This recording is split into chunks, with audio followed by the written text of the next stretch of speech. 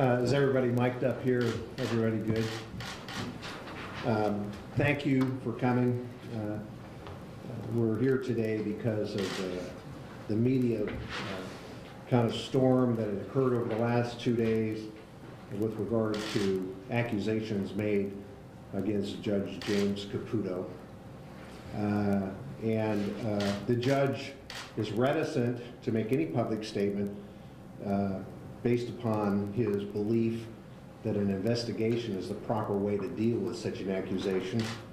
But after the accusation was made, it was released to the media, and it was virtually a smear campaign that started. So the judge has asked for the opportunity. I know he's very appreciative of your interest and your audience here today, and he has a few words for you. Go ahead, Judge. Thank you.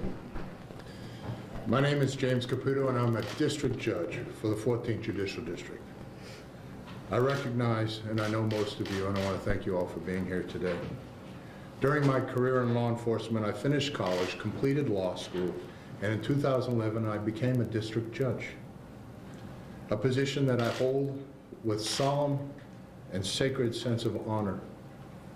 My judicial service has been one affording respect to all in my courtroom, and many of you have been witness to that. I have always striven to be efficient, and always with a keen sense that all men and women before me are accorded the full protection of their constitutional rights, perhaps the most important of those being the presumption of innocence.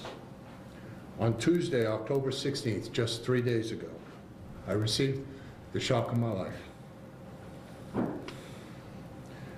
While at lunch with a minister, my bailiff called to report that 2 people were in my outer chambers, requesting that I return to the courthouse immediately, or something very bad was going to happen. No other details were given, and thus I promptly returned to the courthouse.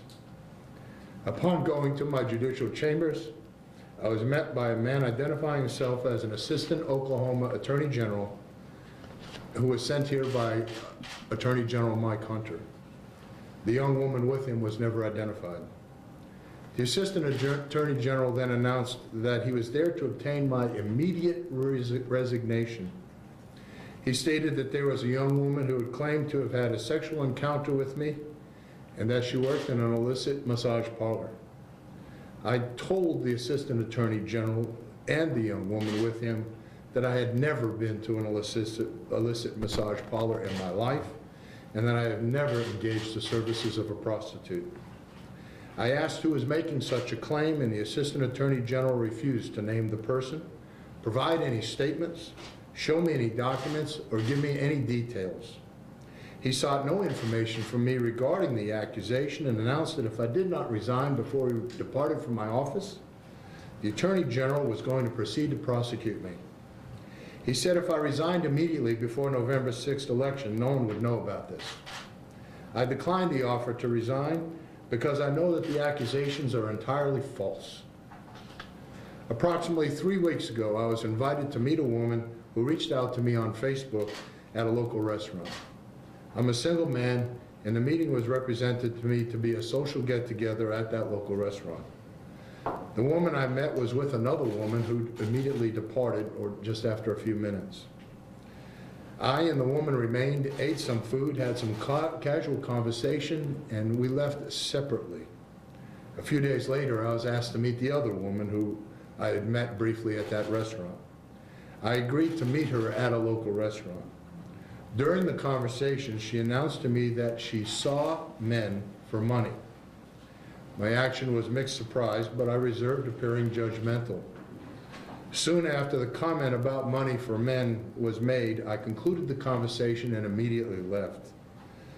I have now learned that the 2 meetings were an attempt to set me up, and both were recorded.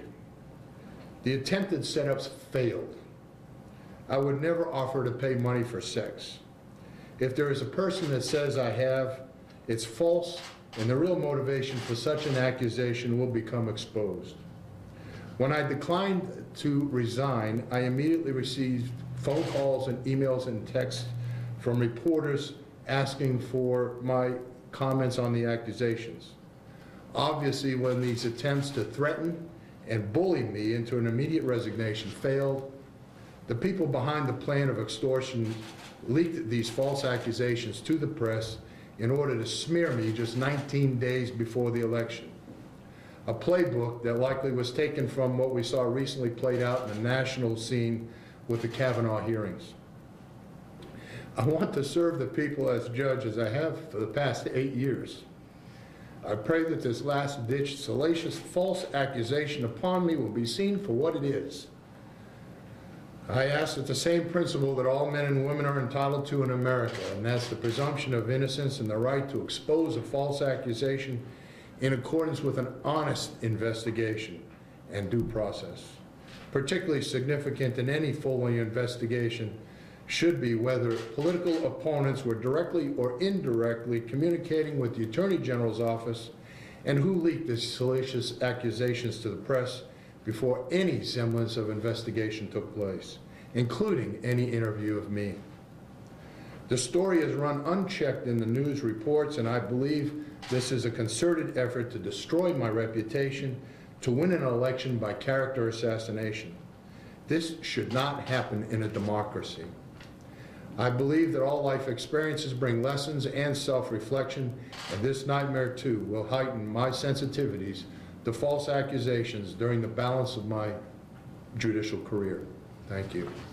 Thank you, ladies and gentlemen, and I've suggested to the judge not to take any questions from the media, but we stand ready to meet with any investigator, anyone from the AG's office to answer questions fully and completely to lay this to rest. And I thank you for your attention.